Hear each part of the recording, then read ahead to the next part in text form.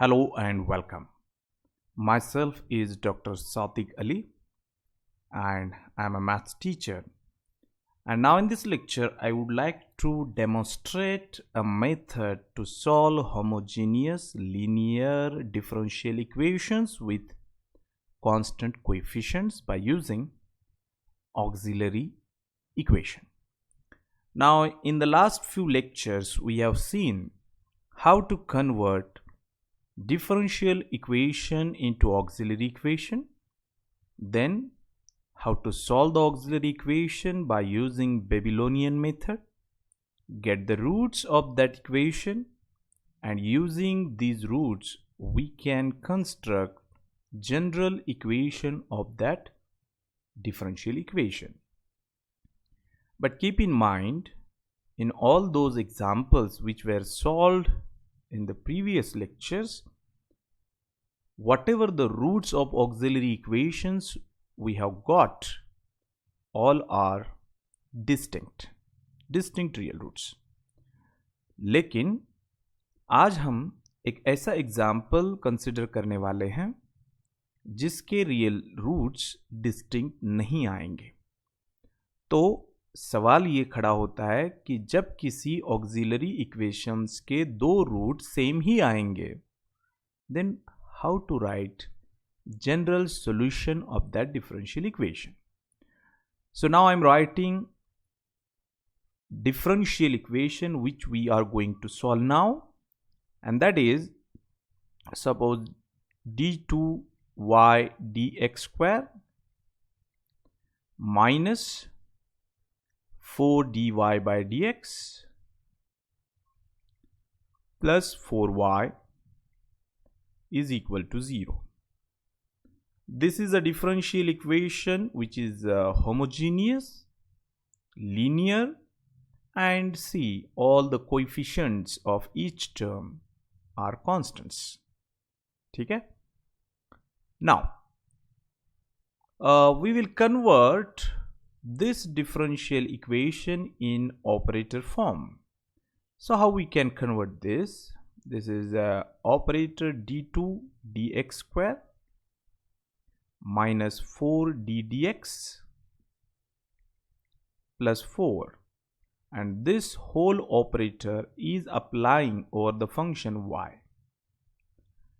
Now this operator can be written in terms of auxiliary equation. Therefore, auxiliary equation of given differential equation is, instead of this double derivative we can take m square or d square. Instead of m you can take d. D is the operator, d by dx. But here we are considering that operator as a variable because we are constructing quadratic or algebraic expression. Minus 4d plus 4 is equal to 0. This is a quadratic equation in D. And if we observe clearly, we can factorize this expression as d minus 2 is one of the factor, d minus 2 is another factor, is equal to 0. And we know that the product of two brackets is equal to 0. It means that this d minus 2 equal to 0, or the another factor is equivalent to 0. And surprisingly, I am getting d is equal to 2, and here d is also equal to 2. No doubt it was a quadratic equation, therefore I am expecting two roots, but यहाँ पर जो दो root मिले वो दोनों एक ही है, मतलब फर्स्ट रूट 2 है, सेकेंड रूट जो कि 2 से अलग होना चाहिए था वो भी 2 है, मतलब यहाँ एक ही रूट रिपीट हुआ 2 टाइम्स। देयरफॉर इस रूट को जो रिपीट हो रहा है इसको हम बोलेंगे repeated roots of that quadratic equation. Repeated root. Now, अगर हम प्रीवियस थ्योरी को ही अप्लाई करते हैं तो what was that theory? That is count the number of roots, तो यहाँ पर नंबर ऑफ रूट्स 2 आ गए, तो हमें 2 आर्बिट्री कांस्टेंट लेने होंगे, तो C1 एंड C2, और हम लिखेंगे y is equal to solution arbitrary constant e to the power पहला root into x plus another arbitrary constant into e to the power दूसरा रूट जो कि खुद x ही है अगेन इंटू x। अब ये दोनों रूट एक होने की वजह से आप e to the power 2x जो कि यहां और यहां सेम है, इसको आप कॉमन ले सकते हो। कॉमन लेने के बाद इस ब्रैकेट में आपको C1 प्लस C2 दिखेगा। C1 is a constant, C2 is another constant, and addition of any two constants is again a constant. So instead of writing sum of two constants, I will denote this addition of two constants by some another letter, that is C3. तो C3 constant e to the power 2x, तो ये मिल जाएगा हमें solution. दिक्कत इस बात की है कि this is only solution of the given differential equation. I am interested to find general solution of the differential equation. तो फिर सर ये जनरल सॉल्यूशन क्यों नहीं होता है, इसको सिर्फ सॉल्यूशन ही क्यों बोला जाता है? जनरल सॉल्यूशन उसी को हम बोलते हैं जिस सॉल्यूशन में आर्बिट्री कांस्टेंट उतने होने चाहिए जितनी उस डिफरेंशियल इक्वेशन की ऑर्डर होती है। अब आपने देखा होगा कि ये जिसका सॉल्यूशन है उस डिफरेंशियल इक्वेशन का ऑर्डर 2 था, इसलिए उसके जनरल सॉल्यूशन में 2 आर्बिट्री कांस्टेंट होने चाहिए। यहां 2 थे लेकिन वो फिर ऐड हो गए और इसलिए हमने उस एडिशन को एक ही कांस्टेंट से डिनोट किया। So finally I am getting only one arbitrary constant in the solution and the order is 2. Therefore ये number of arbitrary constant match नहीं हो रहे हैं ऑर्डर के साथ, therefore it is just solution, it is not general solution. तो फिर general solution कैसे निकाला जाए जब ऐसे केसेस होते हैं? That is very interesting thing. अब आपको क्या करना है मैं आपको बता देता हूं कि ये जो चीज है it is not a general solution, ये नहीं है जनरल सॉल्यूशन। तो अगर आपको जनरल सॉल्यूशन लिखना है तो मैं आपको पहले तरीका बता देता हूं कि जब ऑक्सिलरी इक्वेशन के रूट्स रिपीट होते हैं तो वो कितनी बार रिपीट हुए उसके हिसाब से आप जनरल सॉल्यूशन कैसे लिखोगे, वो तरीका आप देख लीजिए, सीख लीजिए। फिर आपके मन में एक सवाल आएगा कि सर ये तरीका ऐसा ही क्यों है, फिर उसका जवाब मैं दे दूंगा बाद में। तो अभी फिलहाल हमारे पास 2 आर्बिट्री रूट्स है, 2 रूट्स है क्वाड्रेटिक इक्वेशन के 2 and 2। तो उसका जनरल सॉल्यूशन ऐसे लिखा जाता है जब भी रिपीटेड रूट्स होंगे, general solution is y is equal to, आपके 2 रूट्स है तो 2 आर्बिट्री कांस्टेंट लीजिए, तो पहला आर्बिट्री कांस्टेंट यहां लिखिए प्लस दूसरा आर्बिट्री कांस्टेंट यहां लिखिए, लेकिन इसको अब आपको x से मल्टीप्लाई करना है।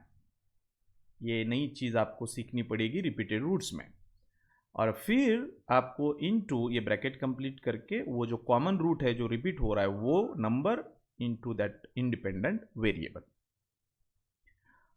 ये रहेगा आपका जनरल सॉल्यूशन।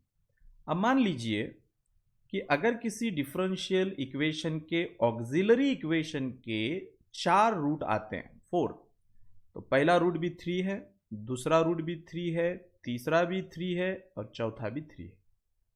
इसका मतलब एक ही रूट रिपीट हुआ 4 टाइम्स, तो ये रिपीटेड रूट्स की कैटेगरी में आ जाएगा। अब 4 बार अगर रिपीट होता है तो how you can write general solution?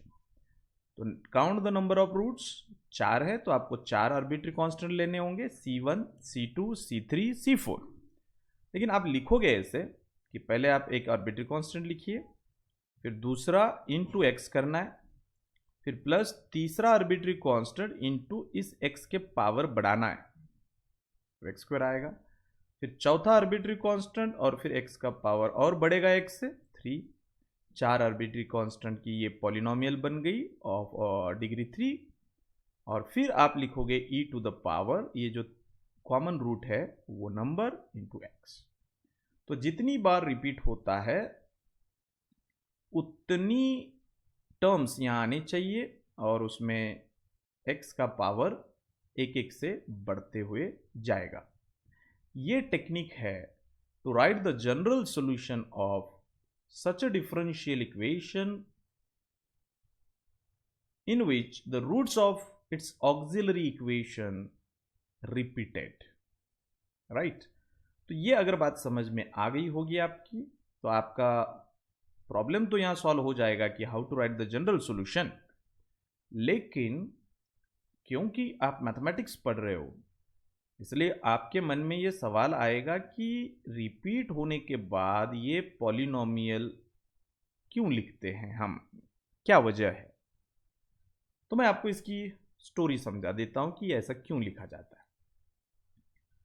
अभी अभी आपने जो डिफरेंशियल इक्वेशन सॉल्व किया उसका ऑपरेटर फॉर्म था D square minus 4d plus 4y is equal to 0।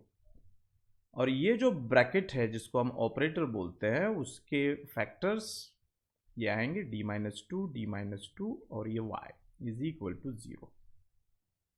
ठीक है, अब इसमें से कोई एक फैक्टर आप लेते हो और उसको 0 बोलते हो, तो d माइनस 2 इक्वल टू 0, तो आपको एक रूट मिलेगा दैट इज 2। एक रूट से आप उसका सॉल्यूशन लिखोगे that is c1 e raise to 2x। ये सॉल्यूशन है, नॉट जनरल सॉल्यूशन, सिर्फ सॉल्यूशन है। अब हम क्या करेंगे, ये जो एक ऑपरेटर है और ये y है, इसको हम v से डिनोट करते हैं, दूसरे लेटर से। v is equal to this, इसको हम थोड़ी देर के लिए v से डिनोट करते हैं, तो ये बन जाएगा d माइनस 2, और इस प्रोडक्ट को हमने v बोला है तो v इक्वल टू 0। ठीक है, अब आपको पता है कि ये जिसको आपने v बोला है वो ये डिफरेंशियल इक्वेशन है। ठीक है, और आपने इसको सॉल्व भी किया है, और उसका जो एक सॉल्यूशन है वो सॉल्यूशन आपको मिला था, what is that, e to the power c1 e to the power 2x, right. अब हमें क्या करना है, उस सॉल्यूशन को रिप्लेस करना है इधर v के जगह पर। ठीक है, तो हम इसको आगे इस तरीके से लिखेंगे कि ये जो क्या करना है इसमें, ये जो आपका d माइनस 2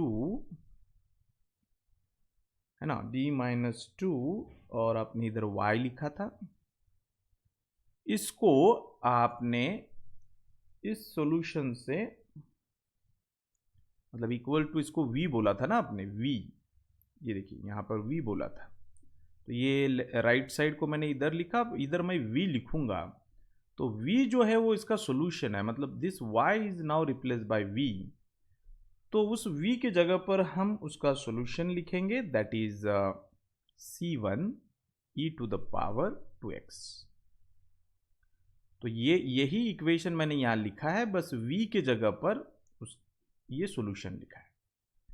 अब इसका हम एक नया डिफरेंशियल इक्वेशन बनाते हैं, तो ये d जब y पे ऑपरेट होगा तो ये बन जाएगा dy by dx minus 2y, और ये मिल जाएगा c1 e to the power 2x।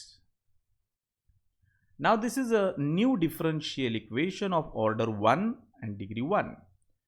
तो आप यहां देखेंगे तो it is very much similar to dy by dx plus P Y is equal to Q, जिसको हमने लीनियर इक्वेशन बोला था। तो when we compare this equation with standard linear equation, then I will get p is equal to -2 देखिए y का coefficient को हम p बोलते हैं, तो यहाँ -2 है। And q is equal to c1 e to the power 2x। फिर इसका इंटीग्रेटिंग फैक्टर हम निकालते हैं, क्योंकि अब ये लीनियर है, that is e to the power integration p dx। The value of p is -2, therefore it is e to the power -2 और x हो जाएगा। This is the integrating factor and now I am writing its a solution. So इसका general solution का तरीका ये होता है कि therefore general solution is derivative y का लिया था इनटू इंटीग्रेटिंग फैक्टर ये है is equal to integrating factor जो भी है into q and the value of q is this one and this is dx plus another arbitrary constant if we denoted by c2, constant of integration. Now it is y into e to the power -2x in the left hand side is equal to c1 is a constant, therefore आप इसको integration के बाहर लीजिए तो अंदर आपको मिलेगा ये into e to the power 2x dx plus c2. Now the base is same, multiplication, तो ये जो इंडाइसेस है इनका क्या होगा, एडिशन होगा। तो हमें मिलेगा c1 integration e to the power -2x plus 2x हो जाएगा 0 dx plus c2 and we know that e to the power 0 is 1, therefore it is c1 1 dx plus c2 और 1 का integration with respect to x हम लिखते हैं x plus c2. Now give him bracket and the left hand side is y into e to the power -2x. Now multiplying both sides by e to the power 2x, so it is y into e to the power -2x multiplied by e to the power 2x is equal to c2 plus c1x multiplied by e to the power 2x. Now this multiplication is indices, exponents का rule use करेंगे हम, तो indices का addition हो जाएगा, sir पे 0 आ जाएगा, वो 1 हो जाएगा। So you are getting y is equal to some constant। देखिए constant को नाम आप कुछ भी दे सकते हो, c2 दीजिए पहले, c1 दीजिए, c4 दीजिए, इट्स योर चॉइस। जरूरी नहीं कि ये एक ही सीक्वेंस में आए, और ऑल दे आर कॉन्स्टेंट्स, उनका नाम कुछ भी आप दे सकते हो। तो ये c2 है, उसको मैं c3 बोलता हूँ थोड़ी देर के लिए, और c1 को मैं c4 बोलता हूँ क्योंकि ये है तो वो कांस्टेंट ही है, और उसको x से मल्टीप्लाई करेंगे और ये e to the power 2x। देखिए आ गया वैसे ही आंसर जैसे मैंने आपको बोला था। उस आंसर में मैंने c1 c2 डिनोट किया था, लेकिन मैं आपको बता रहा हूँ कि नोटेशन को नाम हम देते हैं, मीनिंग इज इंपॉर्टेंट कि वो आर्बिट्री कॉन्स्टेंट्स है, चाहे आप उसको c1 बोलिए, c3 बोलिए, c5 बोलिए, उससे कुछ फर्क नहीं पड़ता है। But the bracketed quantity here is a polynomial of degree 1, क्योंकि आपका 2 बार रूट रिपीट हुआ था। तो इस वजह से ये चीज़ हम करते हैं जब रूट्स रिपीट होते हैं तब। तो ये चीज़ क्लियर होने के बाद now I would like to solve another example. देखते हैं उसमें हम क्या कर सकते हैं। Solve the first term is d3y dx cube minus 3d2y dx square plus 4y is equal to 0. This is a linear homogeneous with constant coefficients differential equation. Therefore, in the solution, first I would like to write this equation in operator form.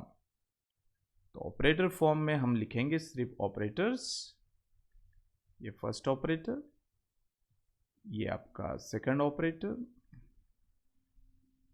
और यहाँ कोई operator नहीं है तो सिर्फ 4 आएगा, और ये y या ये y सब कॉमन निकलेगा इक्वल टू 0। अब ये जो ब्रैकेट में आपको दिख रहा है दैट इज ओनली ऑपरेटर, और उस ऑपरेटर को लेकर हम ऑक्सिलरी इक्वेशन लिखते हैं। तो यहाँ पर ऑपरेटर का ऑर्डर 3 है, तो हम उसके रिप्लेस करेंगे डी क्यूब से 3। यहाँ ऑपरेटर का ऑर्डर 2 है, तो हम यहाँ स्क्वायर से रिप्लेस करेंगे, और ये 4 है, और इसको हम इक्वेट करेंगे 0 के साथ। So keep in mind now this is not quadratic equation, this is cubic equation। और क्यूबिक इक्वेशन को 3 रूट्स रहते हैं, तो अभी ना बेबीलोनियन मेथड काम आएगा, ना फैक्टराइजेशन काम आएगा, और ना ही क्वाड्रेचर फॉर्मूला जो क्वाड्रेटिक इक्वेशन के लिए पढ़ा था वो काम आएगा। वो तो सिर्फ क्वाड्रेटिक इक्वेशन को सॉल्व करने के मेथड्स हैं। अब ये क्वाड्रेटिक नहीं रहा, ये क्यूबिक बन गए।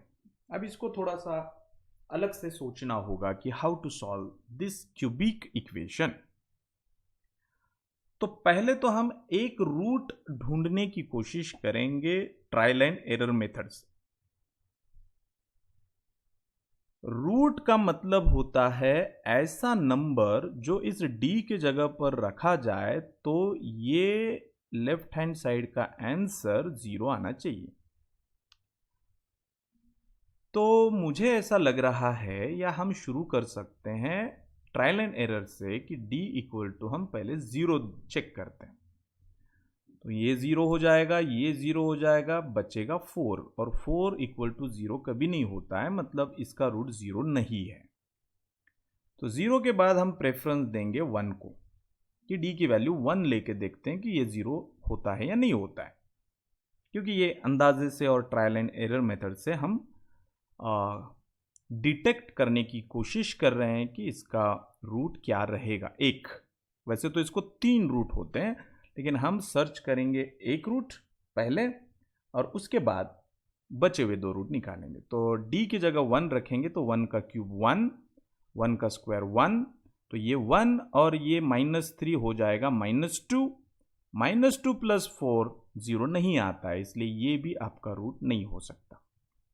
फिर 1 के बाद हम लेंगे उसका नेगेटिव -1, -1 का क्यूब करेंगे, मतलब -1 इंटू -1 इंटू -1 3 टाइम्स, तो उसका आंसर आएगा -1। -1 का स्क्वायर करेंगे तो -1 इंटू -1 इज अ +1, +1 इसको मल्टीप्लाई होगा तो ये -3 आएगा। और देखिए -1 -3 इज अ -4, -4 प्लस 4 इज 0, तो ये सेटिस्फाई हो रहा है।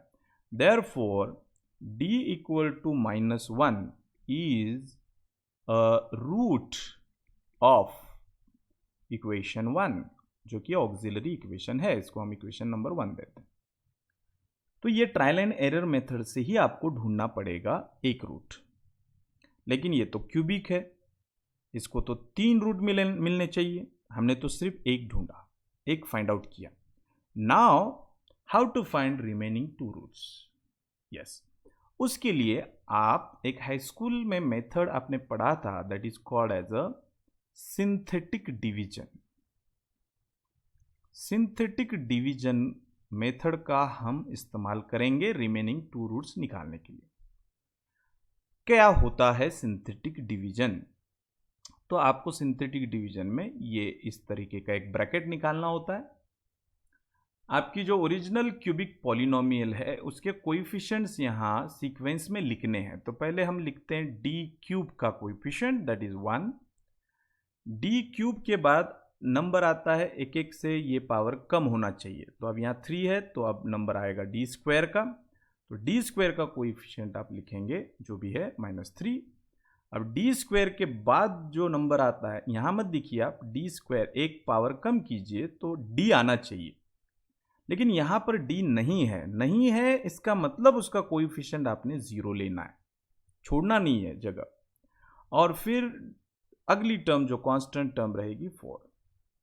इसमें मोस्टली ये 0 स्टूडेंट्स लेते नहीं है, क्योंकि उनको यहाँ डी दिखाई नहीं देता है। नहीं भी दिखाई देता है तो भी आपको ये ध्यान में रखना है कि डी के पावर एक एक से कम होते जाएंगे और उसके कोएफिशिएंट हम यहाँ लिखेंगे।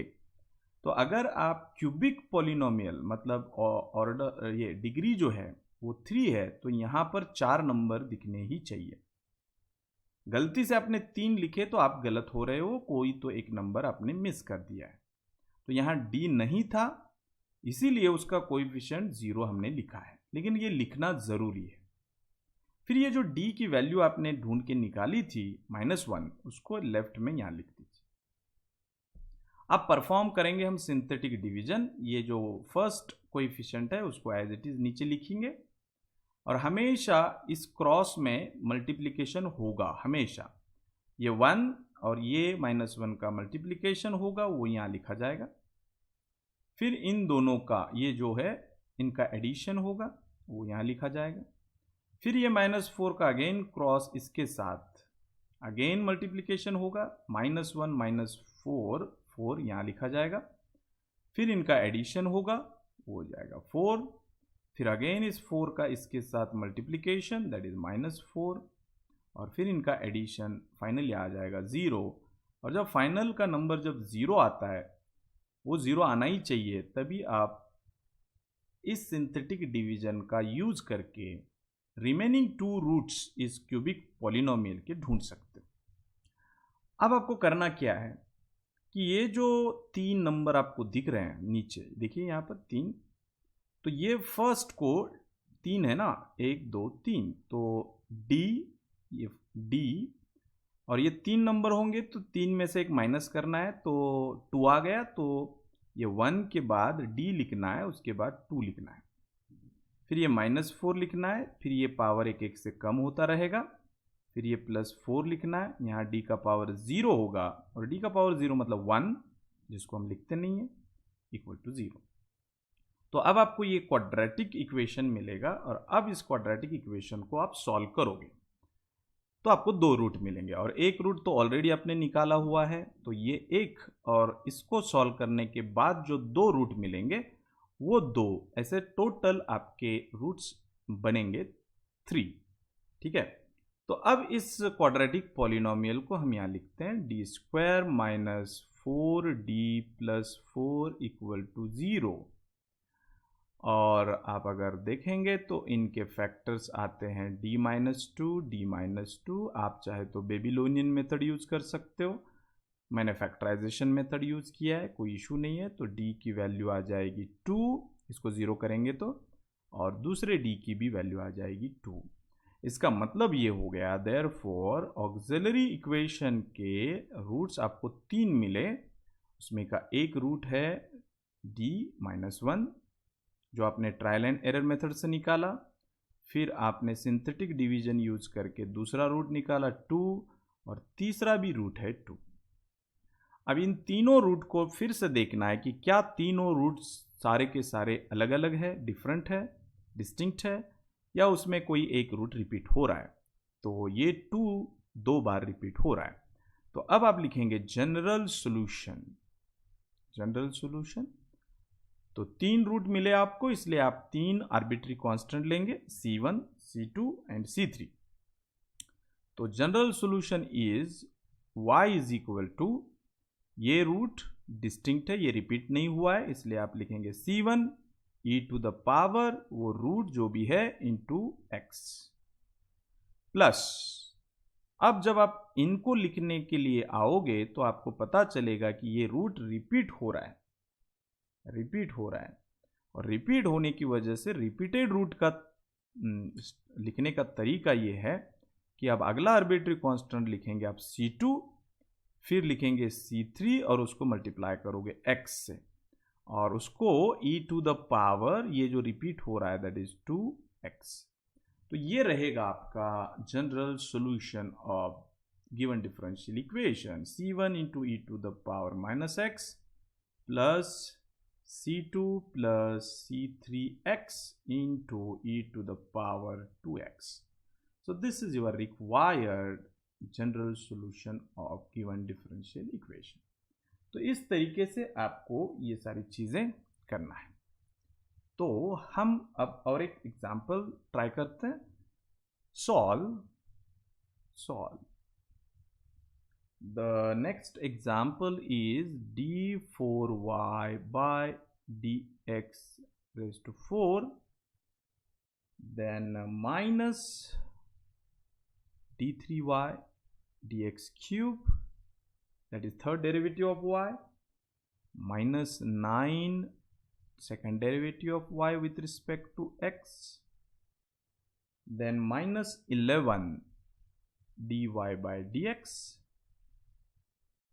minus 4y is equal to 0.